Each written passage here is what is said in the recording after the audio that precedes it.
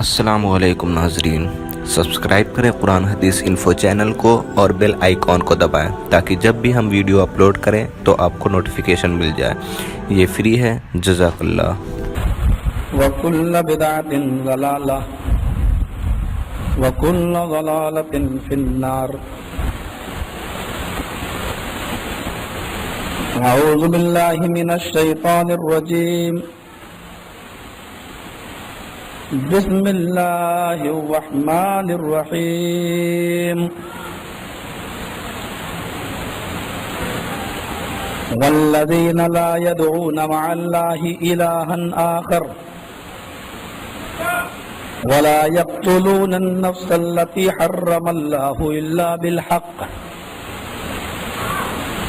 ولا يزنون۔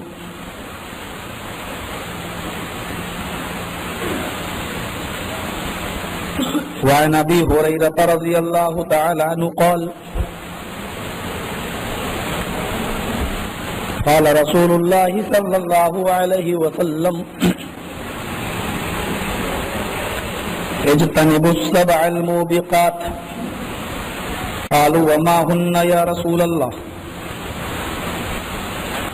قال الشرك بالله والسحر وقتل النفس التي حرم الله إلا بالحق وأكل الربا وأكل مال اليتيم وتولي يوم الزحف وقذف المحسنات المؤمنات الغافلات۔ رواه البخاري في كتاب التوحيد۔ رب اشرح لي صدري ويسر لي أمري واحلل عقدة من لساني يفقهوا قولي۔ رب زدني علما، اللهم رب زدني علما، آمین۔ حمد و ثنا، کبریائی و بڑائی اللہ رب العالمین کے لیے لائق و سزاوار ہے۔ وہی ذات اس کی حقیقی مستحق بھی ہے۔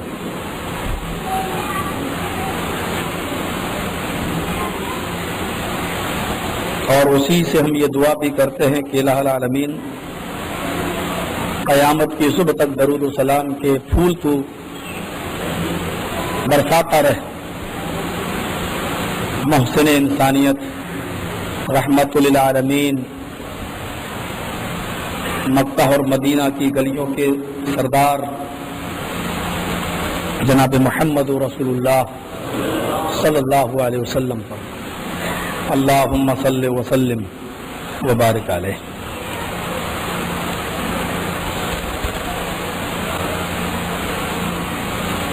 میں آج آپ کی اس مسجد میں آپ سامعین کے سامنے گناہ کبیرہ کے تعلق سے کچھ باتیں آپ کے سامنے رکھنا چاہتا ہوں، کیونکہ انسان بالخصوص مسلمان نمازیں پڑھتا ہے، روزے رکھتا ہے، حج کرتا ہے، زکوٰۃ دیتا ہے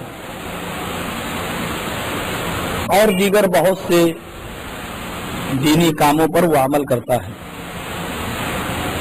لیکن اس کو یہ نہیں معلوم ہوتا ہے کہ کچھ گناہ ایسے ہوتے ہیں جو ہماری نیکیوں پر اثر انداز ہوتے ہیں اور وہ ہماری نیکیوں کو برباد کر دیتے ہیں۔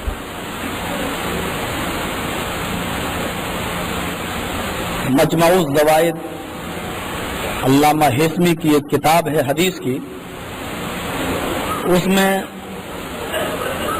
صحیح حدیثیں بھی ہیں، ضعیف بھی ہیں، موضوع بھی ہیں۔ اس میں ایک واقعہ قیامت کے تعلق سے یہ لکھا ہوا ہے، اور یہ روایت جو میں آپ کے سامنے پیش کر رہا ہوں یہ بالکل صحیح روایت ہے، اور اس کی صحت کی ذمہ داری علامہ ناصر الدین البانی جیسے محقق نے لی۔ میں سمجھتا ہوں کہ ناصر الدین البانی رحمۃ اللہ علیہ تحقیقی دنیا کا اتنا زبردست عالم ہے کہ وہ جب کسی روایت کو صحیح کہہ دے تو اس جگہ پر تمام علماء کا قلم بند ہو جاتا ہے۔ تحقیق کا دروازہ کھلا ہے، ان سے بھی بڑا عالم پیدا ہو سکتا ہے، وہ اللہ کی مرضی۔ ناصر الدین البانی نے اس روایت کو صحیح قرار دیا ہے کہ قیامت کا دن ہوگا، میدان محشر میں لوگ جمع ہوں گے، کچھ نمازی روزدار حاجی بھی لائن میں لگے ہوں گے، اور ان کو یہ امید ہوگی کہ مجھے میرا نام اعمال داہنے ہاتھ میں ملے گا، اپنی تہجدوں، اپنی نمازوں، اپنی عبادتوں کی وجہ سے۔ لیکن جب فرشتہ نام اعمال لے کر ان کے پاس آئے گا اور ان کو دے گا تو وہ اپنا جب داہنا ہاتھ بڑھائیں گے فرشتہ نام اعمال کھینچ لے گا اور یہ کہے گا کہ بائیں ہاتھ بڑھاؤ، اپنا بایاں ہاتھ لاؤ۔ وہ کہے گا کہ میں بایاں ہاتھ کیوں دوں، میں نے تو دنیا میں نمازیں پڑھی، روزے رکھے، حج کیے، زکاتیں دی، شب بیداری کی۔ فرشتہ کہے گا مجھے نہیں معلوم، میرے رب نے تمہارے بائیں ہاتھ میں نام اعمال دینے کے لیے کہا ہے۔ مجبوراً وہ اپنا بایاں ہاتھ بڑھائے گا، نام اعمال پکڑے گا، کھولے گا، پڑھے گا، تو اس نام اعمال کے اندر اس کے گناہ ہی گناہ لکھے ہوں گے، نیکیاں نہیں ہوں گی، حالانکہ وہ تہجد گزار ہوگا، نمازی ہوگا۔ تو جب وہ گناہ ہی گناہ دیکھے گا تو اس کی زبان سے جو لفظ نکلے گا، جو الفاظ نکلیں گے، اس کو ریکارڈ کیا ہے جناب محمد رسول اللہ صلی اللہ علیہ وسلم نے۔ وہ اپنے نام اعمال کو دیکھے گا، گناہ ہی گناہ لکھے ہوں گے، پھر وہ نظر آسمان کی طرف ڈالے گا اور یہ کہے گا آئین حسناتی یا رب العالمین، آئے دونوں جہان کی پرورش کرنے والے میری نیکیاں کیا ہوئیں، آئین حسناتی یا رب العالمین، آئے میرے پروردگار میری نیکیاں کہاں چلی گئیں، میری نمازیں کہاں چلی گئیں، میرے روزے کہاں چلے گئے، میرے حج کیا ہوئے، میری زکاتوں کا کیا ہوا، میں نے فلاں فلاں کے ساتھ یہ کام کیا تھا، وہ نیکی کہاں ہوئی۔ آواز آئے گی غیب سے، آئے میرے بندے، تیری غیبت نے، تیری چغلی نے، تیرے حسد نے، تیرے کینے نے، تیرے بغض نے، تیرے عناد نے، تیری دشمنی نے تیری نیکیوں کو ختم کر دیا۔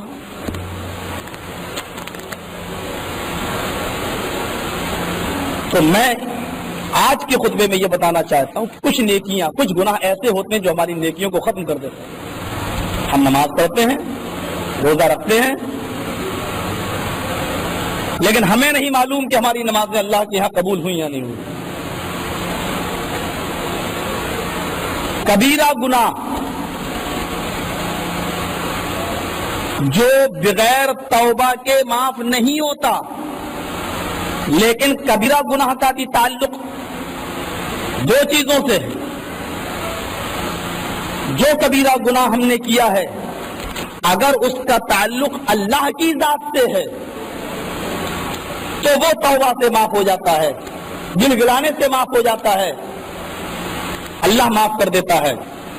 لیکن اس کبیرہ گناہ کا تعلق اگر اللہ کی ذات سے نہیں بلکہ اپنے کسی بھائی سے ہے، اپنے ساتھی سے ہے، اور پھر وہ اس کبیرہ گناہ کی توبہ اللہ سے کرتا ہے تو اللہ اس گناہ کو معاف نہیں کرتا جب تک کہ اس کا بھائی اس کو معاف نہ کرے۔ تو یہ دو چیزیں ہم اپنے ذہن کے اندر رکھیں کہ کبیرہ گناہ کا تعلق اگر اللہ کی ذات سے ہے تو اللہ اس کو معاف کر سکتا ہے، لیکن اگر اس کا تعلق اللہ کی ذات سے نہیں بلکہ بندے کی ذات سے ہے تو اللہ اس کو معاف نہیں کرے گا جب تک کہ جس کے ساتھ اس گناہ کا تعلق ہے وہ بندہ اس کو معاف نہ کر دے۔ बुखारी शरीफ किताब तौहीद एक हदीस में आपके सामने पढ़ रहा हूँ। हदीस के अल्फाज इस तरह हैं। वअन अब्दुल्लाह इब्न मसऊद रज़ियल्लाहु तआला अन्हु क़ाल क़ाल रजुलुन या रसूलल्लाह अय्यु ज़म्बि अकबरु इंदल्लाह क़ाल अन तदउ लिल्लाहि निद्दन व हुवा खलक़क क़ाल सुम्मा अय्युन क़ाल अन तक़्तुल वलदक खशियत अन यतअम मअक क़ाल सुम्मा अय्युन क़ाल अन तुज़ानी हलीलत जारिक। रवाहुल बुखारी फी किताब तौहीद। इस हदीस को इमाम बुखारी किताब तौहीद में ऐसे ही लाए जैसे मैंने आपके सामने पढ़ दिए। हज़रत अब्दुल्लाह इब्न मसऊद फरमाते हैं कि एक शख्स ने अल्लाह के रसूल से सवाल किया, अय्यु ज़म्बि अकबर इंदल्लाह, आए अल्लाह के नबी, अल्लाह के नजदीक, अल्लाह की नजर में सबसे बड़ा गुनाह कौन सा है? देखिए, कबीरा गुनाह।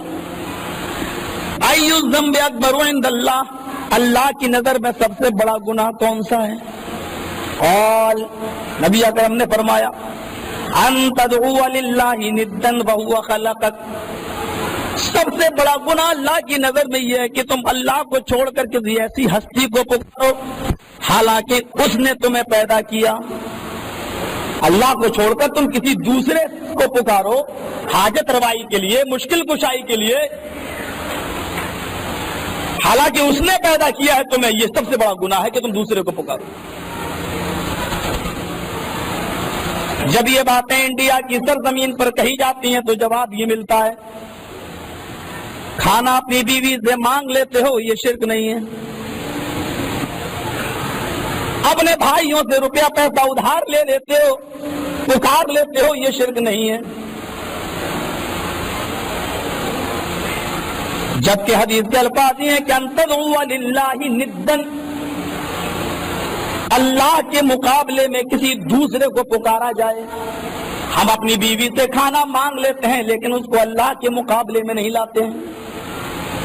हम अपने भाई से मदद मांग लेते हैं लेकिन उसको अल्लाह के मुकाबले में नहीं लाते हैं।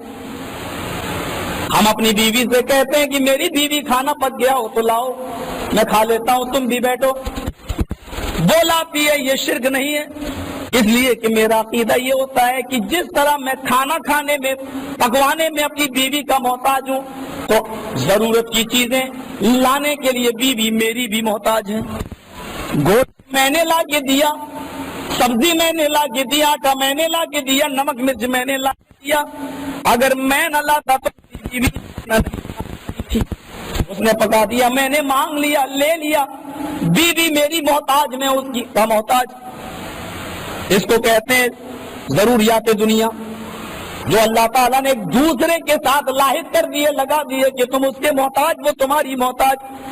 बीवी मुश्किल कुशा नहीं है, बीवी हमारी परेशानियों को आसान नहीं करती है, बल्कि वो मेरी भी मोहताज है। लेकिन जब हम किसी बाबा के दर पे जाते हैं बेटा बेटी मांगने या कोई चीज मांगने, तो हम ये अकीदा रखते हैं कि बाबा किसी चीज के मोहताज नहीं है, बल्कि वो मुख्तार कुल हैं, हम उनके मोहताज हैं। हम उनको ऐसे पुकारते हैं जैसे अल्लाह को पुकारना चाहिए, उनसे मदद मांगनी चाहिए। अगर हम ये अकीदा रखें कि बाबा हमारा भी मोहताज है तो कुछ निकाला भी जाए रास्ता, मेरे भाइयों, वो भी मरने के बाद रास्ता नहीं निकलता है, वो भी मरने के बाद रास्ता नहीं निकलता। जिंदगी में रास्ता निकल भी सकता है। मौली साहब, आप नेक आदमी है, मेरे लिए दुआ कीजिएगा, देखिए रास्ता निकला है। मौलाना में जा रहे हैं, कापा में जा रहे हैं, अल्लाह के मुकद्दस घर में जा रहे हैं, वहाँ मेरे लिए भी अल्लाह से दुआ करना, देखिए निकला रास्ता। लेकिन जब यही मौलवी मर जाएगा तो अब ये मौलवी मेरे लिए दुआ नहीं करेगा, बल्कि वो मौलवी हमारी दुआ का मोहताज होगा। और सबसे पहले मोहताज की दिखलाती है, जनाजे की नमाज में देख तू मर गया है, कब्र में बाद में जा रहा है, पहले तू हमारी दुआ का मोहताज है। अल्लाहुम्मा अग़फ़िर लिहय्यिना व मय्यतिना व शाहिदिना व गायबिना व सगीरिना व कबीरिना। अल्लाह तू हमारे जिंदों को बख्श दे, हमारे मुर्दों को बख्श दे, हमारे मर्दों को बख्श दे, हमारी औरतों को बख्श दे। ये सारी दुआएं की जाती है, हमारे बड़ों को बख्श दे, हमारे छोटों को बख्श दे। देखो वो कब्र में बाद में गया है, कब्र में जाने से पहले ही वो हमारा मोहताज हो गया है। हमारी दुआओं में जा रहे हैं, पापा में जा रहे हैं, अल्लाह के मुकद्दस घर में जा रहे हैं, वहाँ मेरे लिए भी अल्लाह से दुआ करना, देखिए निकला रास्ता। लेकिन जब यही मौलवी मर जाएगा तो अब ये मौलवी मेरे लिए दुआ नहीं करेगा, बल्कि वो मौलवी हमारी दुआ का मोहताज होगा। اور سب سے پہلے محتاج کی دکھلا دی ہے جنازے کی نماز میں. دیکھ تو مر گیا ہے, قبر میں بعد میں جا رہا ہے, پہلے تو ہماری دعا کا محتاج ہے. اللہم اغفر لحینا و میتنا و شاہدنا و غائبنا و صغیرنا و کبیرنا. اللہ تو ہمارے زندوں کو بخش دے, ہمارے مردوں کو بخش دے, ہمارے مردوں کو بخش دے, ہماری عورتوں کو بخش دے. یہ ساری دعائیں کی جاتی ہیں, ہمارے بڑوں کو بخش دے, ہمارے چھوٹوں کو بخش دے. دیکھو وہ قبر میں بعد میں گیا ہے, قبر میں جانے سے پہلے ہی وہ ہمارا محتاج ہو گیا ہے, ہماری دعاؤں کا محتاج ہو گیا ہے. اب وہ میرے لیے دعا نہیں کر سکتا, بلکہ اب ہم اس کے لیے دعا کریں گے. یہ منظر پہلے دکھلا دیا ہے. کوئی سمجھنے والا تو ہو اس عقیدے کو, کوئی جاننے والا تو اس عقیدے کو. لیکن اس عقیدے کو وہ لوگ کیسے سمجھیں گے جن کا عقیدہ یہ ہو کہ خواجہ معین الدین چشتی کا جب انتقال ہوا اور جب ان کو اٹھا کر لے جایا جا رہا تھا دفن کرنے کے لیے, اور ان کی جنازے کی نماز پڑھانے والا کوئی ایسا آدمی نہیں مل رہا تھا جس کی تہجد کی نماز کبھی قضا نہ ہوئی ہو, تو انہوں نے خود اپنی جنازے کی نماز خود پڑھائی. جس کا عقیدہ یہ ہو میرے بھائی ہو, پھر بتاؤ تو صحیح کہ اس آدمی کو کیسے سمجھایا جائے اور اس کو کیسے منایا جائے. میں نے مسجد حنین کے اندر, قائد آباد کے اندر ایک بہت باریک پوائنٹ نکالتے ہوئے لوگوں کو بتایا تھا کہ اللہ تعالیٰ نے کیا فرمایا قرآن کریم کے اندر, انک لا تسمع الموتى ولا تسمع الصم الدعاء. اے نبی آپ مردوں کو اپنی آواز نہیں سنا سکتے. غور کیجئے گا, اسمع یسمع اسمع سنانا, سمع یسمع سننا, اسمع یسمع سنانا, لا تسمع انک لا تسمع الموتى. موتا کا لفظ بھی موجود ہے. اے نبی آپ اپنی آواز مردوں کو نہیں سنا سکتے. مردوں کی کوالٹی نکال سکتے تھے لوگ, اس لیے اللہ نے یہ بھی کہہ دیا وما انت بمسمع من فی القبور. ان مردوں کو نہیں جو قبروں میں دفن ہیں. صاف کہہ دیا اے نبی آپ ان کو نہیں سنا سکتے جو قبر دفن ہے. اس آیت میں اللہ نے فرمایا انک لا تسمع الموتى ولا تسمع الصم الدعاء. کبھی آپ نے غور کیا, اللہ نے فرمایا اے نبی مردوں کو نہیں سنا سکتے, پھر یہ اور کہہ دیا ولا تسمع الصم الدعاء, بہروں کو بھی نہیں سنا سکتے. اچھا یہ کیوں کہا بہروں کو نہیں سنا سکتے؟ جب یہ کہہ دیا تھا کہ مردوں کو نہیں سنا سکتے تو پھر یہ کیوں کہا اللہ نے کہ تم بہروں کو بھی نہیں سنا سکتے؟ ارے مردہ کہہ دیا, کافی تھا مردوں کو نہیں سنا سکتے. بہرا سنتا ہی کہاں ہے؟ مردوں کے بارے میں عقیدہ ہے کہ یہ ہماری سنتے, لیکن اللہ نے یہ کیوں کہا اے نبی تم مردوں کو بھی نہیں سنا سکتے, اور جب ایک عام لفظ بول دیا تو پھر آگے ایک جز کیوں پیش کیا جا رہا ہے کہ تم بہروں کو بھی نہیں سنا سکتے؟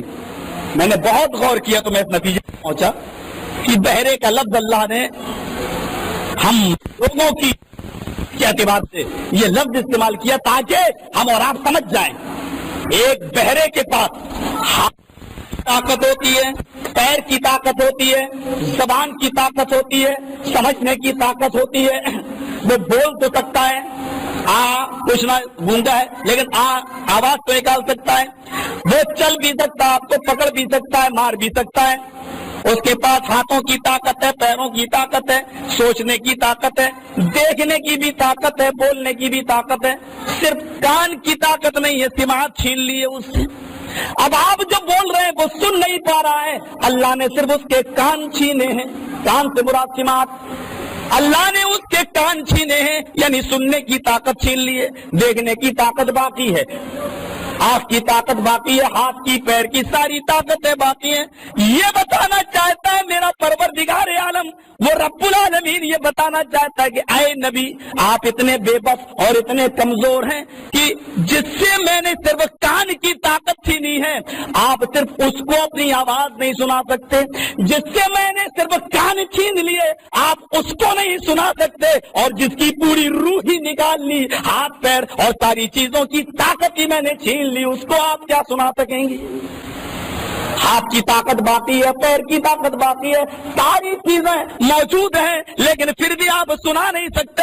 اے نبی جس کے میں نے صرف کان چھینے, ساری چیزیں موجود ہیں, صرف کان چھینے, آپ اس کو نہیں سنا سکتے, اور جس کی ساری چیزیں میں نے چھین لی ان مردوں کو آپ کیا سنا سکیں گے؟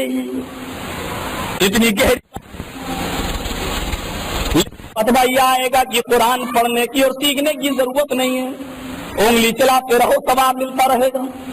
یا زیادہ سے زیادہ یہ آئے گا کہ جب کوئی مر جائے تو کرائے کے ٹٹوؤں کو بلاؤ، ایک ایک پارا ان کو دے دو، بخش دو، سیدھا ڈائریکٹ جنت میں نہیں جنت الفردوس میں۔ اگر کوئی آدمی قرآن کی بخشش سے جنت کا حقدار بنتا ہوتا تو انڈیا کی اندرا گاندھی جنت الفردوس کی حقدار ہوگی۔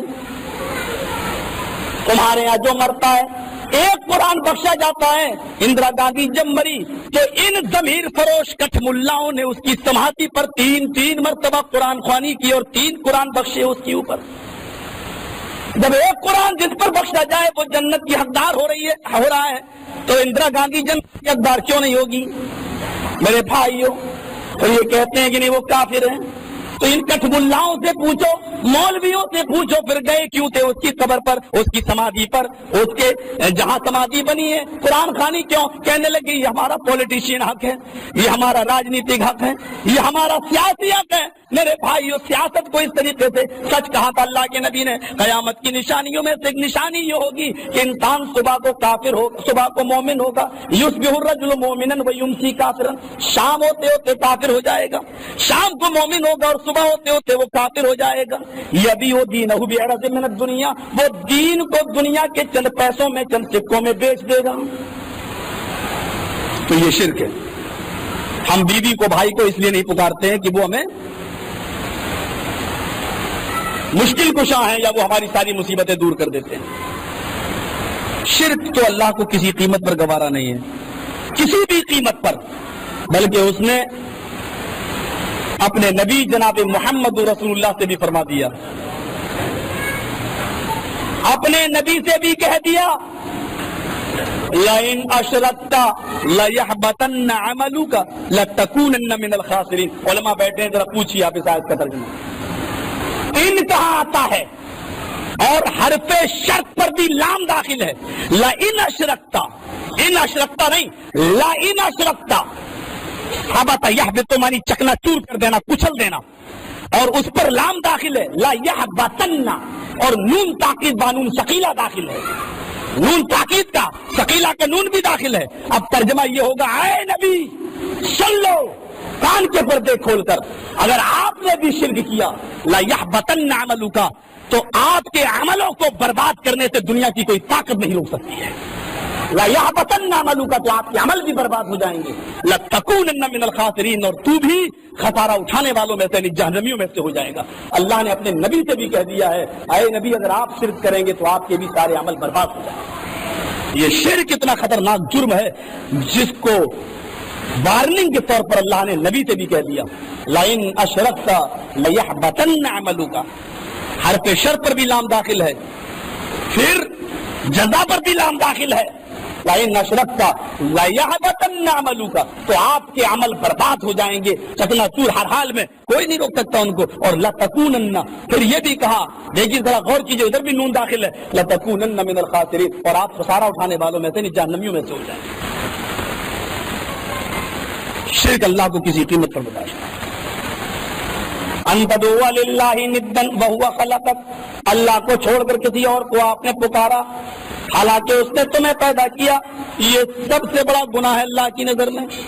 پوچھنے والا خاموش نہیں رہا، اس نے ایک اور سوال کر دیا، ثم ایون، اس کے بعد سب سے بڑا گناہ کون سا ہے؟ اے اللہ کے نبی میں نے سوچ لیا، سمجھ لیا۔ لوگ آیا کرتے تھے، ایک دیہات سے آیا، کافی دور کا رہنے والا تھا، اس کو رات ہی میں سفر کرنا تھا، دور جانا تھا، اس نے کہا اللہ کے نبی میرے پاس زیادہ وقت نہیں ہے، اے اللہ کے حبیب میرے پاس زیادہ ٹائم نہیں ہے، راستہ پرخطر ہے، راستہ ڈینجر ہے، درندے اور پرندے چرندے رہتے ہیں، ہم کو پھاڑ سکتے ہیں، کھا سکتے ہیں، رات ہونے سے پہلے مجھے گھر پہنچنا ہے۔ آپ نے فرمایا آنے کا مقصد بتاؤ۔ اللہ کے نبی مجھے 2 جملوں میں 2 لفظوں میں مختصراً بتا دیجئے توحید کسے کہتے ہیں۔ اے اللہ کے نبی مجھے ٹائم زیادہ نہیں، آپ کی لمبی چوڑی باتیں سننے کا وقت نہیں ہے میرے پاس، مجھے 2 لفظوں میں بتا دیجئے کہ توحید کسے کہتے ہیں تاکہ میں اپنے گھر آسانی سے پہنچ جاؤں۔ راستہ بڑا پرخطر ہے، آپ نے اس کی ضرورت کو سامنے رکھا، آپ نے اس کی منزل کو بھی اپنے سامنے رکھا، اور آپ نے اس کو 2 ہی لفظوں میں بتا دیا کہ توحید کسے کہتے ہیں۔ آپ نے فرمایا اذا اذا سألت فاسأل اللہ واذا استعنت فاستعن باللہ. جب سوال کر تو اللہ سے سوال کر اور جب مدد طلب کر تو اللہ سے مدد طلب کر. بس یہی توحید ہے. 2 لفظوں میں توحید بتلا دی اس کی. اس نے کہا اس کے بعد سب سے بڑا گناہ کون سا ہے؟ امام کائنات محمد رسول اللہ صلی اللہ علیہ وسلم اللہ کا حق بتانے کے بعد اب بندوں کے حقوق کی طرف آ رہے ہیں. فرمایا ان تقتل ولدک خشیۃ یتیم معک. شرک کے بعد سب سے بڑا گناہ یہ ہے کہ اپنی اولاد کو اس ڈر سے قتل کر دینا کہ یہ بڑے ہو کر میرے ساتھ کھائے گی. عرب کے اندر یہ دستور تھا. لڑکیاں جب پیدا ہوتی تھی تو ان کو زندہ درگور کر دیا جاتا تھا اور لڑکے تو شراب کے دھت میں اتنا زیادہ مست تھے یہ لوگ کہ یہ سوچتے تھے باپ کہ اگر میرا لڑکا بھی کہیں شرابی بن گیا تو وہ مجھ پر بوجھ بن جائے گا اور مجھے کما کر تو کھلائے گا نہیں بلکہ خود میرے ہی رزق میں سے میری روزی روٹی میں سے کھائے گا اور میرے اوپر بوجھ بن جائے گا. تو وہ اپنے لڑکوں کو بھی مار ڈالتے تھے. اگرچہ یہ چیز بہت زوروں پر نہیں تھی, کچھ خاص گاؤں اور کچھ خاص قبیلوں تک محدود تھی, لیکن چونکہ ایسا ہو رہا تھا اس لیے اللہ کے نبی نے فرمایا ان تقتل ولدک خشیۃ ان یتیم معک. اپنی اولاد کو اس ڈر سے قتل کر دینا کہ یہ بڑے ہو کر میرے ساتھ کھائے. ہمارے یہاں پر بھی یہ چیز ہو رہی ہے, اولاد کا قتل. 4 لڑکیاں ہیں, اب طاقت نہیں ہے, جہیز کا لین دین بہت زیادہ ہے. ڈاکٹر سے دیکھا بھائی میری بیوی حاملہ دیکھو, اس نے الٹرا ساؤنڈ پر چیک کیا, پتا چلا 5ویں بھی لڑکی ہے پیٹ میں. ڈاکٹر صاحب اب میں جہیز نہیں دے سکتا ہوں اور غریبی زیادہ, اس کو اسقاط حمل, اس کو ہمارے یہاں بولتے ہیں گربھ پات, اس کو جو ہے آپ آپریشن کر دیجئے, نکال دیجئے, مجھے نہیں چاہیے. ہمارے ادھر بھی ہو رہا ہے. ان کے یہاں لڑکیاں پیدا ہونے کے بعد بھی 1.5 سال تک وہ پرورش کرتے تھے اور 1.5 سال کے بعد جا کر دفن کرتے تھے عرب کے اندر. ہمارے یہاں تو ماں کے پیٹ میں مار ڈالی جاتی ہیں, رحم مادر میں. اس برائی کو روکنے کے لیے امام کائنات نے جو اصول جو قانون بنایا وہ بخاری شریف کی حدیث میں دیکھا جا سکتا ہے. فرماتے ہیں اللہ کے نبی جو بچہ بچی, جو لڑکا لڑکی رحم مادر میں مار ڈالے گئے, وہ حمل چاہے 15 دن کا ہو, 1 مہینے کا, 2 مہینے کا, 3 مہینے کا, وہ کتنا ہی بڑا کیوں نہ ہو, کتنا ہی چھوٹا کیوں نہ ہو, جو بچہ حمل ٹھہر جانے کے بعد ماں کے پیٹ میں قتل کر دیا گیا, مار ڈالا گیا, اسقاط کر دیا گیا, قیامت کے دن اللہ تعالیٰ اس بچے کو زبان دے گا. یہ بچہ اپنی زبان لے کر حاضر ہوگا. جا یوم القیامتی, بخاری کے الفاظ پر غور کرو, جا یوم القیامتی, یہ بچہ قیامت کے دن اس حال میں آئے گا, وہ معلق بین ثدیہا, اپنے ماں کی دونوں پستانوں سے لٹکا ہوا ہوگا, اپنے ماں کے پستانوں سے دودھ کو چوس رہا ہوگا, اپنے ماں کی پستانوں سے لٹکا ہوا ہوگا. وَيَقُولُ یا ربی ہذہ امی قتلتنی, اور اپنے رب سے یہ شکایت کر رہا ہوگا, اللہ یہ میری ماں ہے جس نے دنیا میں مجھے قتل کر ڈالا تھا, اللہ یہ میری ماں ہے جس نے دنیا میں مجھے مار ڈالا تھا, اللہ یہ میری ماں ہے جس نے دنیا میں میرا خیال نہیں کیا. آج تو قیامت کے دن محشر میں تو اس کا بھی خیال نہ کر. یعنی یہ بچہ یہ بتانا چاہتے ہیں اللہ کے نبی کہ یہ بچہ اپنی ماں کو جنت میں لے جانے کے بجائے جہنم کے حوالے کروا دے گا. اللہ سے شکایت کر کے یہ بچہ اپنی ماں کو جہنم کا شکار کر دے گا. اس برائی کو آپ نے اس طریقے سے روکا. فرمایا کہ اللہ تمہیں بھی رزق دیتا اور ان کو بھی رزق دیتا ہے. ہم نے یہ برائی انڈیا میں تو دیکھی ہے, ہاسپٹل میں لکھا ہوتا ہے ہم دو ہمارے دو, ہم وہاں آواز اٹھاتے ہیں, لیکن افسوس یہ کہ آپ کس ملک میں آئے تو ہمیں یہاں پر بھی دیواروں کا وہ دیکھا گیا. میں نے یہ دیکھا چھوٹا گھرانہ خوشیوں کا خزانہ.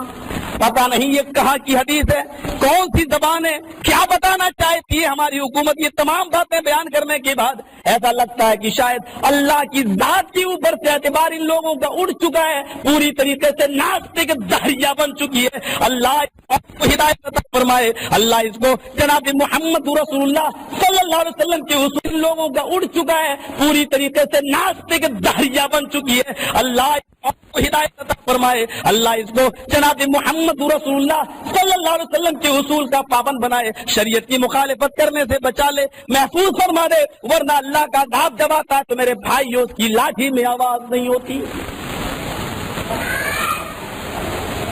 دو چیزیں،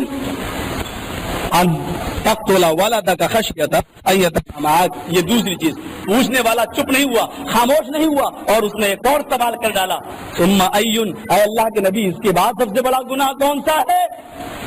تو آپ نے فرمایا ان تزانی حلیلۃ جارک، اپنے پڑوس میں رہنے والے پڑوسی کی عورت کے ساتھ زنا کرنا، پڑوس میں رہنے والے پڑوسی کی بیوی کے ساتھ زنا کرنا، پڑوسی کی بہن بیٹی کے ساتھ۔ انتظانی حلیلۃ جارک، حلیلہ کا ایک لفظ تو یہ ہوتا ہے کہ پڑوسی کی بیوی، اور ایک لفظ یہ ہوتا ہے پڑوس میں رہنے والی کسی بھی لڑکی کے ساتھ زنا کرنا۔ اب اس کا یہ مطلب نہیں ہے کہ پڑوسی ہی کی عورت کے ساتھ زنا کرنا جائز نہیں ہے اور سب کے ساتھ زنا جائز ہے، نعوذ باللہ، یہ مسئلہ نہیں نکلتا ہے۔ پڑوسی کا لفظ بیان کر کے اللہ کے نبی یہ بتانا چاہتے ہیں کہ پڑوس کے اندر ایک بہت گہرا معاملہ ہو جاتا ہے۔ ہماری بیٹی آپ کے گھر جا رہی ہے، آپ اس کو اپنی بیٹی سمجھ رہے ہیں، آپ کی بیٹی میرے گھر آتی ہے، میں اس کو اپنی بیٹی سمجھتا ہوں، میری بہن آپ کے گھر جاتی ہے، آپ اس کو بہن کا درجہ دیتے ہیں، آپ کی بہن میرے گھر آ رہی ہے، میں اس کو بہن کا درجہ دے رہا ہوں، یہ ایک عام حالات ہیں۔ یعنی میری بیوی آپ کے یہاں، آپ کی بیوی میرے یہاں، آپ کی بیٹی میرے یہاں، میری بیٹی آپ کے یہاں۔ جب تم اتنے قریب کے رشتے کو داغدار کر سکتے ہو، اس قابل اعتبار اور اعتماد رشتے کو جب تم داغدار کر سکتے ہو، تو دوسرے رشتے تم سے کیسے محفوظ رہ سکتے ہیں، اور دوسرے گھروں کی عورتیں تم سے کیسے محفوظ رہ سکتی ہیں؟ میرے بھائیوں، اسی لیے پورا قرآن پڑھ جاؤ، اللہ رب العالمین نے قرآن میں یہ فرمایا، لا تقربوا الزنا یا ایھا الذین آمنوا لا تقربوا الزنا انہ کان فاحشۃ وساء سبیلا۔ ذرا غور کیجئے قرآن کی اس آیت پر، اللہ نے کیا کہا؟ لا تقربوا الزنا، یہ نہیں کہا زنا مت کرو، زنا تو بہت دور کی بات ہے، زنا کی نوبت تو بہت بعد میں آتی ہے، پہلے زنا تک پہنچانے والی سڑک ہے، آنکھیں چار ہوں گی، دل میں میسج اور پیغام جائے گا، پھر موبائلوں پر گفتگو ہوگی، پھر ملنے کے لیے جگہ تلاش کی جائیں گی، پھر بات دھیرے دھیرے بڑھتے ہوئے پھر تخلیہ اور ایسی فضا دیکھی جائے گی، پھر وہاں جانے کے بعد دونوں اپنے اپنے کپڑے اتاریں گے، تب جا کر زنا ہوگا۔ یہ تو بہت دور کی بات ہے۔ قرآن نے کہا لا تقربوا الزنا، زنا مت کرو یہ نہیں کہا، بلکہ یہ فرمایا کہ زنا قریب بھی مت جاؤ، زنا نہ کرو یہ نہیں کہا، بلکہ یہ فرمایا لا تقربوا الزنا، زنا کے قریب بھی مت جاؤ۔ پھر یہ فرمایا انہ کان فاحشۃ وساء سبیلا، یہ تو کھلی ہوئی برائی ہے، حالانکہ یہ گناہ چھپ کر ہوتا ہے، یہ گناہ چھپ کر ہوتا ہے، بند کمرے کے اندر ہوتا ہے، لیکن پھر بھی اللہ کیا کہہ رہا ہے؟ یہ فحش کھلی ہوئی برائی ہے۔ عربی زبان کے اندر فحش کھلی ہوئی برائی کو کہتے ہیں، اور منکر چھپی ہوئی برائی کو کہتے ہیں، اور نماز کے اندر یہ خصوصیت ہے کہ وہ چھپی ہوئی اور کھلی ہوئی دونوں برائیوں سے روکتی ہے۔ ان الصلاۃ تنہی عن الفحشاء والمنکر، یہ قرآن کیا کہتا ہے؟ نماز انسان کو فحش کھلی ہوئی برائی سے بھی روکتی ہے، والمنکر، اور چھپے ہوئے گناہوں سے، چھپے ہوئے برائیوں سے بھی روکتی ہے۔ یہ نماز کی خصوصیت ہے۔ تو کیا فرمایا؟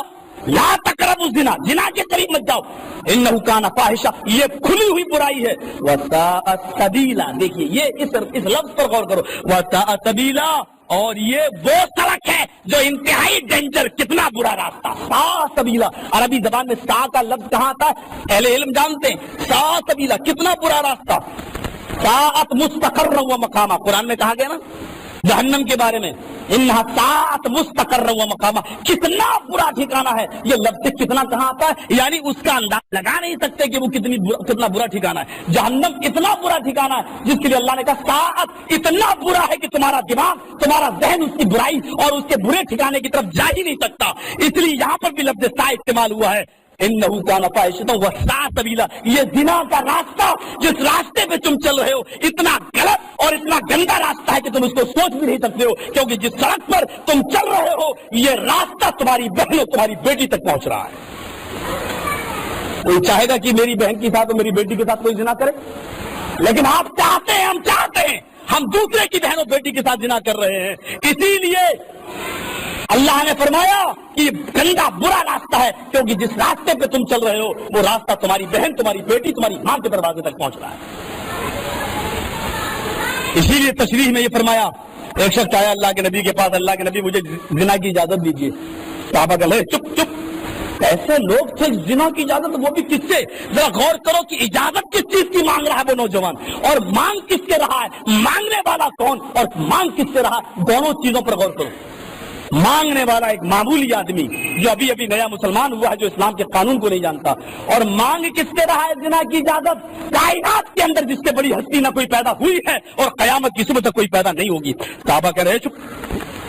आप भी कहो, देखोगे चाहे कितना बड़ा जाहिल आदमी हो, एक मौलवी साहब अगर सामने आ जाए, सिगरेट पीता है, मौलाना साहब को देखा तो बुझा देगा, अदब करेगा, एहतराम करेगा, चाहे वो पीता ही है। इतना अदब आज हमारे जाहिलों के अंदर तो पाया जाता है, लेकिन वो कौम कितनी जाहिल होगी, उस रसूल ने कितनी मेहनत की होगी इस अज्जड़ और जाहिल कौम को बनाने में, कितनी मेहनत की होगी। वो जिना की इजाजत मांग रहा, वो भी मस्जिद के अंदर आ गया, और साहबा कह रहे चुप चुप, क्या कह रहा है, चुप।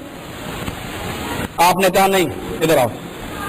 अब देखिए, माहिर नफ्सियात के थे बड़े अल्लाह के रसूल, जानते थे कि इसको कैसे समझाया जाए, और जब तक आलिम ये नफ्स नहीं समझेगा कि पब्लिक कौन सा मिजाज समझती है और कौन सा, बिहार और बंगाल के अंदर मेरे प्रोग्राम होते, वो नहीं समझते मेरी जबान, नहीं जानते बिहार और बंगाल के लोग, लेकिन बुलाते हैं, सबसे ज्यादा मुझे बुलाते हैं।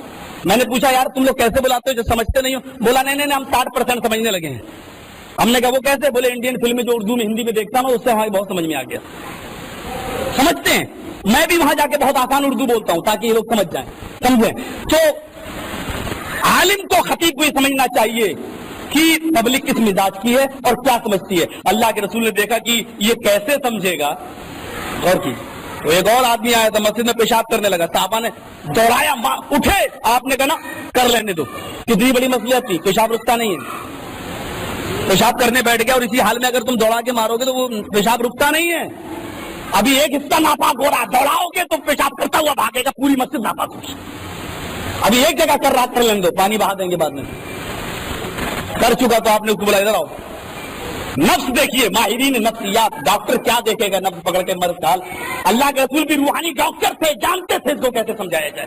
जब वो पेशाब कर चुका तो आपने उसी के सामने साहबा से कहा जाओ इसके पेशाब पर पानी डाल दो, एक डोल बहा दिया। उसने कहा पेशाब मैंने किया, साफ करा रहा है। देखिए मैसेज देखिए, पैगाम देखिए, ये दावत व तबलीग का एक फन देखिए, और एक दावत व तबलीग का फन वो था जो कल देखा आपने, कल किसी मस्जिद के अंदर एक फन वो भी था, अखलाक नाम की चीज नहीं। आप ये भी कह सकते थे आफाक भाई, मौलाना हमारे भी मेहमान हैं, आपके भाई हैं, हमारे भी भाई हैं, आप यहाँ नहीं बैठे, आप वहां बैठ जाएं। शेख हम लोग हैं, हमारी तकलीफ उनकी तकलीफ हमारी तकलीफ। एक ये भी अंदाज होता है कहने का कि साहब आप यहाँ नहीं वहां बैठे। एक ये होता नहीं, यहाँ अगर आप बैठोगे तो मैं प्रोग्राम बंद कर दूंगा, नहीं होने दूंगा। और ऐसे लोगों को जिम्मेदारी सौंपी जाती है, ऐसे लोगों को मस्जिदों की, मेंबरों की, महराब की जिम्मेदारी सौंपी जाती है जो ये नहीं जानते हैं कि अखलाक नाम की चीज क्या होती है। जरा तसव्वुर करो, आप प्रोग्राम ही नहीं सुनना चाहते हो, बंद कराना चाहते हो, तो मैं भाई, हम लोग मरे जाते हैं आप लोगों के लिए। इंडिया में जब मैच होता है इंडिया और पाकिस्तान का, दंगे हो जाते हैं, झगड़े हो जाते हैं, क्योंकि हम लोग इंडिया के लिए, पाकिस्तान के लिए दुआएं करते हैं कि अल्लाह ये जीते, अगर से वो चीज गलत है या जो भी हो, लेकिन हमारे भाई मरे जाते हैं। जब यहाँ कोई आफत आती है तो हम लोग कुनूत नाज़िला में दुआएं करते हैं, अल्लाह हमारे भाइयों पर रहम करम फरमाए। हम लोग दुआएं कर रहे हैं, और आप इंडिया के मेहमान को मेहमान नहीं समझते हैं। क्या समझते हैं अल्लाह बेहतर जाने, अल्लाह ताला इसकी सच्ची समझ अता फरमाए हम सबको। तो मेरे भाइयों एक अंदाज वो था, आपने तो काफिर को भी नहीं कहा, आप जहां से चल, वो पेशाब कर रहा है उसको भी आपने नहीं बताया, इधर आओ, पानी का साफा से। पहला मैसेज ये गया, पेशाब मैंने किया और पानी ये इससे बहा रहे हैं, अल्लाह के रसूल साफ उससे करा रहे हैं। आपने दोबारा कहा, अब आपने खुतबा नहीं दिया क्योंकि आप जानते थे लंबी चौड़ी तकरीर करेंगे, इसको कोई फायदा नहीं होगा। इस वक्त कुरान की आयतें इसको समझाएंगे तो फायदा नहीं होगा। इस वक्त जो चीज समझाने की थी वो आपने समझाई, फरमाया मेरे भाई ये मस्जिद है, ये अल्लाह का घर है, हम अल्लाह की इबादत करते हैं, यहाँ नमाजें पढ़ी जाती हैं, पेशाब और पायखाना यहाँ नहीं किया जाता है। तुम्हें मालूम नहीं था, जाओ, आज तो हमने तुम्हें नजरअंदाज कर दिया। मुझे उम्मीद है कि आइंदा तुम शिकायत का मौका नहीं दोगे, इन मस्जिदों में कभी पेशाब नहीं करोगे, पायखाना नहीं करोगे, जाओ जाओ खौफ से जाओ, कोई परेशानी हो तो बताओ। आपने एक सहाबी से फरमाया जाओ इनको अच्छी तरीके से छोड़ दो, ये हमारा मेहमान है। उस आदमी ने चेहरा देखा, मोहम्मद रसूलुल्लाह सल्लल्लाहु अलैहि वसल्लम का। वो दरवाजे पे गया, फिर पलट के देखता है, सीधे अपनी कौम में जाता है और कौम में जाने के बाद कहता है, तुम जिसको जादूगर कहते हो, जिसको मजनू कहते हो, जिसको दीवाना कहते हो, अल्लाह की कसम मैंने उसके अंदर ऐसी कोई चीज नहीं देखी। अरे हमारे कबीले की बकरी दूसरे के खेत में चली गई। तुम्हें मालूम है कि कितनी साल जंग चली? कितनी साल? 27 साल तक जंग चली। दोनों तरफ से 40,000 आदमी मारे गए, लेकिन अभी तक जंग बंद नहीं हुई। एक बकरी के पीछे 27 साल की, तेरी बकरी मेरे खेत में कैसे आई, घास कैसे खा ली, इतनी सी बात पर दोनों कबीलों में जंग होती है। 27 साल तक जंग होती रही। दोनों तरफ से जब मरने वालों की तादाद गिनी तो 40,000 हो चुकी थी, लेकिन जंग बंद नहीं हुई।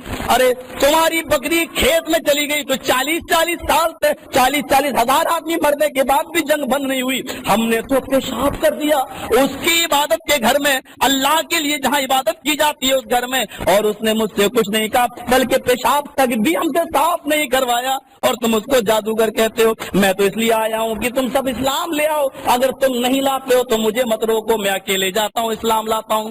उसने कह दिया कि मैंने तुम्हें मुतनब्बा कर दिया, अब आइंदा मुझे रोकने की कोशिश न करना। वो दौड़ता हुआ आया अपनी कौम के पास से और मस्जिद नबी की चौकर पकड़ के कहता है, आए मोहम्मद इब्ने अब्दुल्ला, मैंने करीब से आज आपके चेहरे को देखा, दिल ने गवाही दे दी कि चेहरा झूठे का चेहरा नहीं हो सकता। अशहदु अल्ला इलाहा इल्लल्लाह व अशहदु अन्ना मुहम्मदन अब्दुहु व रसूलुहु, ये कलमा पढ़ा और वो इस्लाम ले आया। एक अखलाक ये था, आपने उससे कहा कि तुम जिना की इजाजत मांग रहे हो, अब देखिए रास्ते की बुराई बताई आपने कि अच्छा जिना की इजाजत, ठीक है मैं देने के लिए तैयार। देखिए ऐसे चला जाता है, ठीक है। अच्छा ये बताओ, जिस लड़की के साथ तुम जिना करना चाहते हो खूबसूरत होगी? कहा। आपने फरमाया अच्छा ठीक है, मैं जिना की इजाजत दे दूंगा, लेकिन ये काम तुम पहले अपनी बहन के साथ करो। जो चीज उस लड़की के पास है वही चीज तुम्हारे बहन के पास भी, जाओ करो। काफिरा कभी व उम्मी या रसूल अल्लाह, मेरे माँ बाप आप पर कुर्बान, अपनी बहन के साथ ऐसा कौन कर सकता है? आपने कहा नहीं, कोई भी अक्लमंद आदमी अपनी बहन के साथ ऐसा काम नहीं करेगा। ठीक, तुमने सही कहा, अच्छा चलो तुम अपनी बेटी के साथ ये काम कर लो। अल्लाह के रसूल मेरे माँ बाप आप पर कुर्बान, आप कह क्या रहे हैं? आपने कहा कोई अक्लमंद अपनी बेटी के साथ ऐसा नहीं करेगा। ठीक है, अपनी खाला के साथ कर लो, अपनी माँ के साथ कर लो, अपनी चची के साथ कर लो, अपनी फूफी के साथ कर लो, वो सब पे यही कहता रहा। आपने कहा कोई अक्लमंद ऐसा नहीं करेगा जैसा तुम कह रहे हो। फिर आपने फरमाया जब तुम्हें ये गवारा नहीं कि अपनी माँ बहन बेटी के साथ ऐसा करो, तो जिस लड़की के साथ तुम जिना की इजाजत मांग रहे हो, बताओ वो किसी की माँ है या नहीं, बहन है या नहीं, बेटी है या नहीं, चची है या नहीं, फूफी है या नहीं, कोई तो रिश्ता किसी के साथ होगा। कहाँ अल्लाह के रसूल? फरमाया फिर वो कैसे बर्दाश्त करेगा कि मेरी माँ बहन बेटी के साथ ऐसा कोई काम करे? समझाया? उसने कहा अल्लाह के नबी मेरी आंखें खुल गई, मेरे सर पे हाथ रखिए। आपने उसके सर पे हाथ फेरा, खता इसमें अल्लामा सियूती के अल्फाज हैं, मुस्तद अहमद में इमाम अहमद के अल्फाज हैं। आपने उसके नौजवान के सर पे हाथ रखकर फरमाया अल्लाह इस नौजवान की नजरों की हिफाजत फरमा। उस नौजवान का बयान है कि नबी की इस दुआ के बाद मेरी नजर लड़की तो छोड़ो, उसके बाद किसी हराम चीज की तरफ मेरी नजरें उठी नहीं। ये था कबाहत बताई कि जिस रास्ते पे तुम चल रहे हो ये रास्ता तुम्हारी माँ, तुम्हारी बहन, तुम्हारी बेटी के दरवाजे तक जा रहा है। इसलिए इन अल्लाह ने फरमाया वस्ता सबीला, बहुत गंदा रास्ता, बहुत गंदा रास्ता। हमारे इटावे का वो वाकया आपने सुना होगा, एक बहन अकेली जिसकी परवरिश करता था, भाई माँ बाप मर गए, और किसी अमीर आदमी रिक्शा चलाता था, वो बेचारा रिक्शा। और आपके यहाँ वो रिक्शे नहीं होते जो हमारे यहाँ होते हैं, आदमी आदमी को खींचता है, पैडल मारकर दो बैठे होते हैं, बेचारा खींच रहा है। उसने वो रिक्शा चलाकर उसकी परवरिश की, अपनी बहन की, बालिग हो चुकी थी। इतने में एक अमीर से झगड़ा हो गया किसी पैसे के मामले में।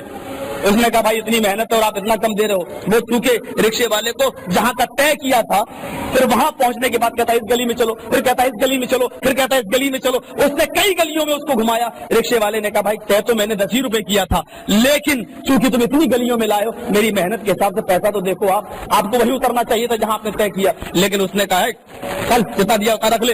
उसने कहा कैसे रख लूं, आप देख रहे हैं डबल मेहनत है। खूबसूरत खूबसूरत और जवान जवान लड़कियां भी मेरे रिक्शे पर सवार होती हैं, बैठती हैं, लेकिन आए मेरी बहन, आज तक तेरे भाई ने किसी की बहन के ऊपर गलत नजर नहीं डाली। आज तक तेरे भाई ने किसी की बहन को ہمیشہ دیکھا تو اپنی بہن کی نظر سے دیکھا، میں نے اس کو کبھی غلط نظر سے نہیں دیکھا۔ جب میں نے کسی کی بہن پر غلط نظر نہیں ڈالی تو میری بہن پر غلط نظر ڈالنے کی جرت کون کر سکتا ہے؟ کما تدین تدان، جیسا کرو گے ویسا بھرو گے۔ یہاں پر بھی نوجوان موجود ہیں، بس میں آخری بات یہاں پر تم کو یہ سمجھانا چاہتا ہوں میرے بھائیوں، غور کرو، اگر آج تمہارے تعلقات کسی دوسرے کی ماں بہن بیٹیوں سے ہیں تو آپ اپنی ماں بہن بیٹیوں کو بھی دیکھو۔ اگر دوسروں کے ساتھ تمہارے تعلقات ہیں تو تمہاری بہنیں بھی تمہارے پاس موجود ہیں۔ اگر تم دوسروں کی بہن بیٹیوں کو تکو گے تو تمہاری بہن بیٹیوں کو بھی کوئی نہ کوئی تکے گا، کیونکہ اس کو اللہ کہتا ہے گندا راستہ ہے۔ جس راستے پہ تم چل رہے ہو وہ راستہ ہی گندا ہے، وہ راستہ ہی ایسا جو تمہاری بہن بیٹی ماں تکا رہا ہے۔ اللہ تعالیٰ تمہیں اس گندے راستے پر چلانے سے محفوظ فرما لے۔ کون تزانی حلیلہ تجارک۔ ایک حدیث اور جو میں نے پڑھی ہے، کبیرہ گناہ، یا تین گوئے یہ کبیرہ گناہ بڑے گناہ ہیں۔ ایک حدیث وعن ابي هريره رضي الله تعالى عنه قال قال رسول الله صلى الله عليه وسلم اجتنبوا السبع الموبقات قالوا وما هن يا رسول الله قال الشرك بالله والسحر وقتل النفس التي حرم الله الا بالحق واكل الربا واكل مال اليتيم وتولي يوم الزحف وقذف المحسنات المؤمنات الغافلات، رواه البخاری في کتاب التوحید۔ اس حدیث کو بھی امام بخاری کتاب التوحید میں ایسے ہی لائے جیسے میں نے آپ کے سامنے پڑھ دیا۔ حضرت ابو ہریرہ فرماتے ہیں کہ اللہ کے نبی نے فرمایا 7 گناہوں سے بچو جو تم کو ہلاک کو برباد کر دیتے ہیں۔ مہلک سے زیادہ خطرناک جملہ ہے۔ مہلک کہتے ہیں ہلاکت، لیکن آدمی بعد میں بڑھ جائے۔ جیسے ہمارا کام چل رہا ہے، کاروبار چل رہا، اچانک کاروبار ٹھپ ہو گیا، بیٹھ گیا، ہلاک ہو گیا، لیکن ہم نے محنت کی پھر ہم ابھر گئے۔ تو یہ ہے ہلاکت ایسی جس سے ہم ابھر سکتے ہیں، لیکن موبق اس ہلاکت کو کہتے ہیں جس سے ابھرنے کا موقع نہ ملے۔ آپ برباد تو ہمیشہ کے لیے برباد۔ تو آپ نے فرمایا 7 ایسے گناہوں سے بچو جو انسان کو تباہ کر دیتے ہیں، ہلاک کر دیتے ہیں، ہلاک برباد کر دیتے ہیں۔ پھر فرمایا صحابہ نے وہ کون سے گناہ ہیں جو انسان کو اٹھنے کا موقع نہیں دیتے، تباہ کر دیتے؟ فرمایا الشرک باللہ، پہلی چیز وہی جس کی وضاحت میں کر چکا ہوں، اللہ کے ساتھ دوسرے کو شریک کرنا۔ دوسری چیز والسحر، جادو کرنا، جادو، کسی کو کچھ کھلا دیا۔ مولوی صاحب ہمارے یہاں بیٹھے رہتے ہیں، ہمارے محلے سے بہت دور نہیں ہے، لڑکے اور لڑکیوں کی بھیڑ لگی رہتی ہے، اور زیادہ تر وہ لوگ آتے ہیں آپ کو بتائیں جو یہ کہتے ہیں کہ مولوی صاحب گھر والے تیار نہیں ہیں اور ایسا کوئی تعویذ دے دو کہ وہ لڑکی کے گھر والے تیار ہو جائے، لڑکی تو تیار ہے۔ لڑکیاں بھی کہتی ہیں یہ، تو وہ ملا مولوی پیٹ کی توند اس کی ایسی بڑی ہو گئی ہے جیسے سوتا ہے تو دلی کا جامع مسجد کا گنبد اپ ڈاؤن کرتا ہو، مال حرام کھا کھا کر، تو وہ یہی کام کرتا ہے۔ میں نے ایک بار اس مولوی سے پوچھا مولوی صاحب اگر کسی کو آپ کی بیٹی سے محبت ہو جائے تو کیا آپ اس کو بھی تعویذ دے دیں گے؟ کہ چپ، یہ کیا بات؟ ہم نے کہا جو دوسروں کے لیے کنواں کھودتا ہے کیا وہ خود پہلے اس کنویں میں گرتا ہے؟ اگر کوئی آپ کو بتائے نہیں اور چپکے سے آ جائے اور آپ ہی کی بیٹی سے محبت کر رہا ہو تو کیا ہوگا؟ چپ رہو۔ کیونکہ ہم لوگ بیٹھتے ہیں پچراہا، ہمارے یہاں ایک مشہور جگہ ہے، وہ انہی کا ایریا ہے، لیکن ہم لوگ وہاں کبھی کبھی چائے پینے کے لیے بیٹھ جاتے ہیں تو وہ بھی بیٹھ جاتے ہیں۔ ہمارے مولویوں میں بڑا اتفاق ہے، وہ بحث بھی نکلتی ہے، بات بھی ہوتی ہے، لیکن چائے پیئیں گے تو ساتھ میں شام کو سب لوگ ساتھ میں بیٹھ جاتے ہیں، تو بڑا اتفاق ہے۔ تو پچراہے پر ہی انہی کی مسجد ہے اور ہمارا پروگرام بھی پچراہے پر ہوتا ہے۔ ابھی جو پتھراؤ ہوا تھا بریلویوں کی طرف سے وہ پچراہے پر ہی ہوا تھا، ان لوگوں نے پتھراؤ کیا تھا ہمارے جلسے پر، تو ایسا ہوتا ہے۔ لیکن محبت اتنی ہوتی ہے کہ ہم لوگ بیٹھ جاتے ہیں اور اسی بیٹھنے کے موقع پر جیسے رات شب قدر ہے، جاگنے والی رات ہے رمضان میں، تو رمضان میں آئے بیٹھے تھوڑی سی بات کی تو ایسا ماحول ہوتا ہے۔ تو ہم نے کہا مولانا آپ کے پاس تو بڑی بھیڑ لگتی ہے، اگر کسی کو آپ کی بیٹی سے محبت ہو جائے تو چپ رہو، ایسا نہیں ہو سکتا۔ میں نے کہا ہو سکتا نہیں۔ میں نے کہا مولانا ایک بات بتاؤ تم نے وہ کون سی دعا پڑھتے ہو یار؟ بولا کیوں؟ میں نے کہا میں بھی مولویت پڑھا ہوں، مجھے آج تک نہیں پڑھے، دیکھا ہی نہیں حدیث میں، ہمیں ملی ہی نہیں ہے کوئی حدیث آج تک ایسی کہ جس میں یہ ہو کہ فلاں کی لڑکی کو یہ پڑھ دو کھلا دو تو وہ لڑکی دیوانی ہو جاتی ہے۔ ہم نے کہا کہ اللہ کے نبی یہی بتانے آئے تھے یا کچھ دعائیں ایسی ہیں جو صرف مولویوں کو معلوم ہے، آپ کو ہمیں نہیں معلوم؟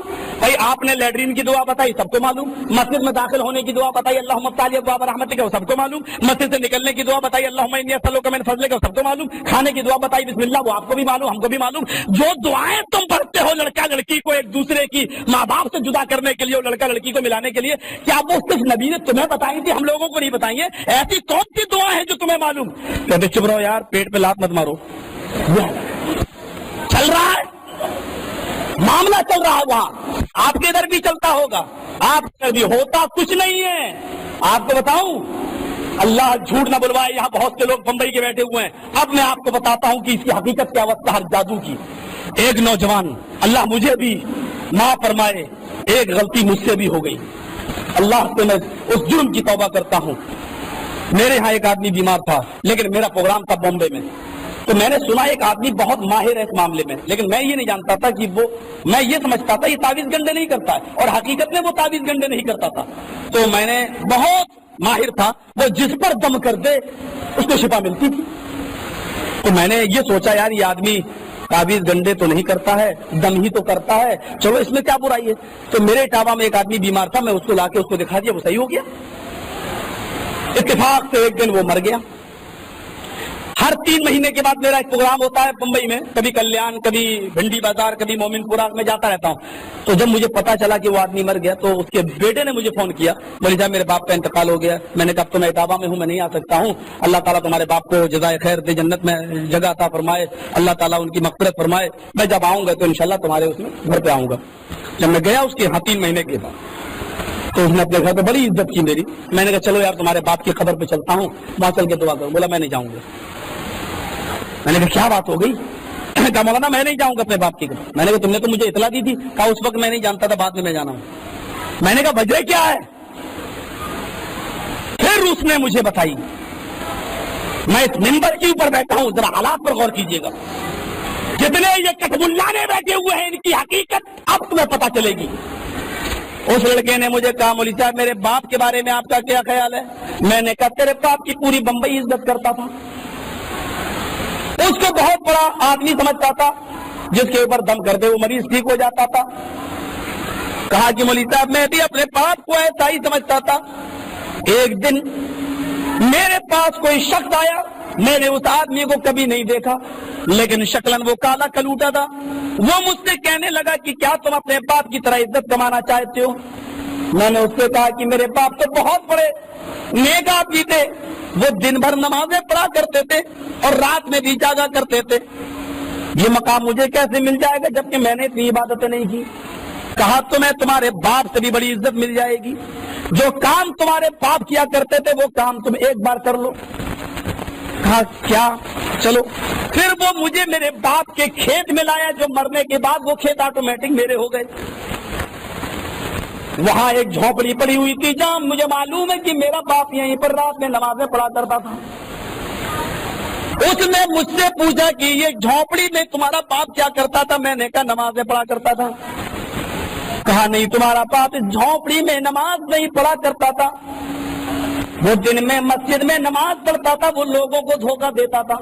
رات کی تاریکی میں جھونپڑی میں تمہارا باپ یہاں کھڑا ہو جاتا تھا، میں تمہارے باپ کے سامنے کھڑا رہتا تھا، اور وہ باپ تمہارا رات بھر مجھے سجدہ کیا کرتا تھا۔ میں نے اس کو جو منتر بتائے تھے، جو وظیفہ بتایا تھا، تمہارا باپ وہی کام کیا کرتا تھا، وہ مجھے سجدہ کرتا تھا۔ پھر اس نے اپنا چولا اتارا اور کہا کہ میں انسان نہیں ہوں، میں شیطان ہوں، شیطان، میں تیرے باپ کا ساتھی ہوں۔ میں نے تیرے باپ کو ایک دعا بتائی، میں ہی کسی پر حملہ کرتا تھا، اس کو بیمار کر دیا کرتا تھا، اس کی خون کی رگوں میں دوڑتے ہوئے، اور اسی کے دل میں یہ وسوسہ ڈالتا تھا کہ فلاں آدمی کے پاس جاؤ، وہ تمہیں ٹھیک کر دے گا۔ پھر وہ آدمی میرے پاس آیا، پھر میں اس کو وسوسہ ڈالتا تھا، وہ تمہارے باپ کے پاس آتا تھا، اور جو چیز شرکیہ میں نے تمہارے باپ کو بتائی تھی، وہی شرکیہ چیز تمہارا باپ اس مریض پر پڑا کرتا تھا، میں اس کے اندر سے نکل جاتا تھا، اور وہ یہ سمجھتا تھا کہ اللہ کے کلام میں بڑی طاقت ہے، تم یہ کام کر لو، تمہارے باپ سے بھی زیادہ عزت تمہیں ملے گی۔ میں نے کہا پرلے درجے کے شیطان، نکل جا میرے کھیت سے، جھونپڑی سے، جو کام میرے باپ نے کیا وہ میں کبھی نہیں کروں گا۔ اس کا بیٹا آج بھی پکا سچا موحد ہے۔ پھر وہ مجھے اپنے دوسرے گھر کی طرف لے گیا کلیان میں نے دیکھا اس کی ایک بہن کو جو آنکھیں نکالے ہوئے ہیں، ہاتھ پیر ایسے ہیں، اور ایسے نگاہیں پھاڑ کے دیکھ رہی ہے جیسے کھا جائیں گے۔ کہا مولانا وہ شیطان آج تک مجھے تنگ کرتا ہے، میری بہن کو پریشان کرتا ہے، مجھے بھی تنگ کرتا ہے، میری بیوی کو بھی دورے پڑتے ہیں۔ وہ کہتا ہے کہ میں مجبور ہو کر اس کی بات مان لوں، وہ یہ سب کو ٹھیک کر دے گا، لیکن میں نے یہ کہہ رکھا ہے اے شیطان میری بیوی مر جائے، میری بہن مر جائے، مجھے ان سب کو مرتا ہوا دیکھنا گوارا ہے، لیکن غیر اللہ کے سامنے اے شیطان تیرے سامنے مجھے سجدہ کرنا گوارا نہیں۔ میری آنکھوں میں بھی آنسو آ گئے، میں نے اس کو دعائیں دی، میں نے کہا اللہ تجھے تیرے مسلک پر، تیرے مذہب پر ثابت قدم رکھے، اللہ تجھے شیطان کے شر سے بچائے۔ میرے بھائیو، اب آپ غور کرو کہ ہمارے گھر کی عورتیں کہاں جا رہی ہیں، اب آپ غور کرو کہ ہمارے گھر میں ہماری بہنیں کہاں جا رہی ہیں، اب آپ غور کرو میرے پیارے ساتھیو، قرآن کے اندر تو اللہ کے نبی نے تو چند دعائیں بتائی ہیں جس کے اوپر جادو ٹونے کا اثر ہو، شیطانیت کرو، سورہ فاتحہ پڑھ لیا کرے، سورہ بقرہ کا پہلا رکوع پڑھ لیا کرے، سورہ بقرہ کے آخری رکوع کی 3 آیتیں پڑھ لیا کرے، آیت الکرسی پڑھ لیا کرے، اللہ کے نبی فرماتے ہیں چاروں قل پڑھ لیا کرے، انہی تمام صورتوں کو پڑھ کے دم کر لیا کرو۔ یہ علاج بتایا ہے جناب محمد رسول اللہ صلی اللہ علیہ وسلم نے۔ صحیح بخاری کے اندر تو یہاں تک آیا ہے کہ جو انسان صبح 100 مرتبہ لا الہ الا اللہ وحدہ لا شریک لہ لہ الملک و لہ الحمد وہو علی کل شیء قدیر، اور شام کو تونے سے اتنی عبادتیں نہیں کی، کہا تمہیں تمہارے باپ سے بھی بڑی عزت مل جائے گی، جو کام تمہارے باپ کیا کرتے تھے وہ کام تم ایک بار کر لو۔ کہا کیا؟ چلو پھر وہ مجھے میرے باپ کے کھیت میں لایا، جو مرنے کے بعد وہ کھیت آٹومیٹک میرے ہو گئے۔ وہاں ایک جھونپڑی پڑی ہوئی تھی جہاں مجھے معلوم ہے کہ میرا باپ یہیں پر رات میں نمازیں پڑھا کرتا تھا۔ اس نے مجھ سے پوچھا کہ یہ جھونپڑی میں تمہارا باپ کیا کرتا تھا؟ میں نے کہا نمازیں پڑھا کرتا تھا۔ کہا نہیں، تمہارا باپ اس جھونپڑی میں نماز نہیں پڑھا کرتا تھا، وہ دن میں مسجد میں نماز پڑھتا تھا، وہ لوگوں کو دھوکہ دیتا تھا، رات کی تاریکی میں جھونپڑی میں تمہارا باپ یہاں کھڑا ہو جاتا تھا، میں تمہارے باپ کے سامنے کھڑا رہتا تھا، اور وہ باپ تمہارا رات بھر مجھے سجدہ کیا کرتا تھا۔ میں نے اس کو جو منتر بتائے تھے، جو وظیفہ بتایا تھا، تمہارا باپ وہی کام کیا کرتا تھا، وہ مجھے سجدہ کرتا تھا۔ پھر اس نے اپنا چولا اتارا اور کہا کہ میں انسان نہیں ہوں، میں شیطان ہوں، شیطان، میں تیرے باپ کا ساتھی ہوں، میں نے تیرے باپ کو ایک دعا بتائی، میں ہی کسی پر حملہ کرتا تھا، اس کو بیمار کر دیا کرتا تھا، اس کی خون کی رگوں میں دوڑتے ہوئے، اور اسی کے دل میں یہ وسوسہ ڈالتا تھا کہ فلاں آدمی کے پاس جاؤ وہ تمہیں ٹھیک کر دے گا۔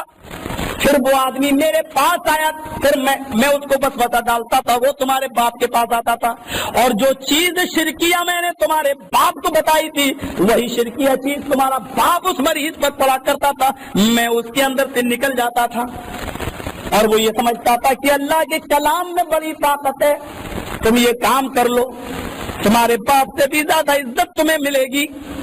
میں نے کہا پرلے درجے کے شیطان، نکل جا میرے کھیت سے، جھونپڑی سے، جو کام میرے باپ نے کیا وہ میں کبھی نہیں کروں گا۔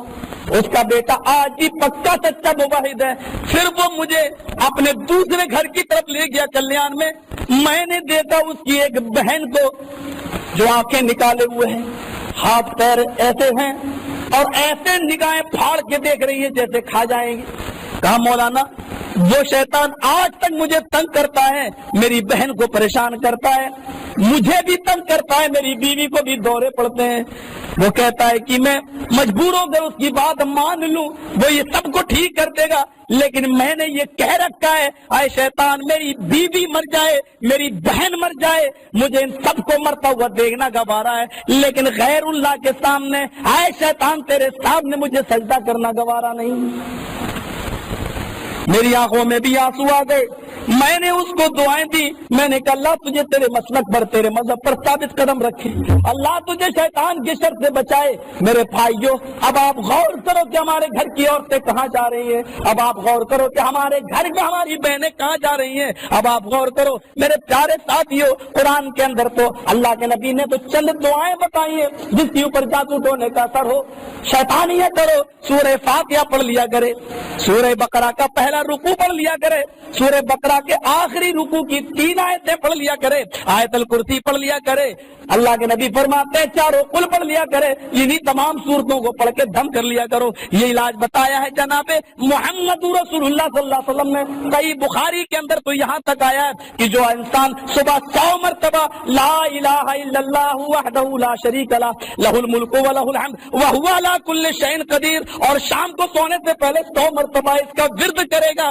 اس گھر کے اندر کیا اس آدمی کے اوپر بھی کبھی شیطان کا اثر ہو ہی نہیں سکتا، شیطان اس سے دور رہے گا۔ میرے بھائیوں، آپ ان اوراد کو، ان وظائف کو اپنا وظیفہ بنائیے اور ان دعاؤں کو اپنا وظیفہ بنائیے۔ والسحر، جادو، آج بھی کلکتہ کی سرزمین پر ایک آدمی ایسا ہے، آج بھی زندہ ہے، مجھے معلوم نہیں کہ میں 3 سال پہلے آیا تھا، میں نے یہ بات بتائی نہیں، آج بھی ایک ایسا آدمی کلکتہ کی سرزمین پر زندہ جس کو لوگ پیر سمجھتے ہیں، جو اپنا پیشاب کرتا ہے پیالے کے اندر، اس میں سیاہی ڈالتا ہے اور اسی پیالے سے، اسی پیشاب سے قرآن کی آیتوں کا تعویذ بنا کر لوگوں کو دیتا ہے۔ میں نے ایک بار اس کے خلاف بات تقریر کر دی، پھنس گیا، چاروں طرف اس کے مریدوں نے گھیر لیا، معافی مجھے مانگنا پڑی، چلو آئندہ نہیں بولیں گے۔ یہ حال ہے میرے بھائیوں، ذرا غور کرو میرے پیارے ساتھیوں، ذرا غور کرو کہ بس آج کیسے کیسے جادو کیے جا رہے ہیں اور جادو کے لیے کون کون سا چندے اپنائے جا رہے ہیں۔ حیدرآباد دکن کی بات کر رہا ہوں میں، اپنے علاقے کی، ہمارے یہاں پر بھی حیدرآباد ہے، میں اس حیدرآباد کی بات کرتا ہوں، اور اس حیدرآباد کو آپ نہ جانتے ہو تو ثانیہ مرزا کے نام سے جان سکتے ہیں،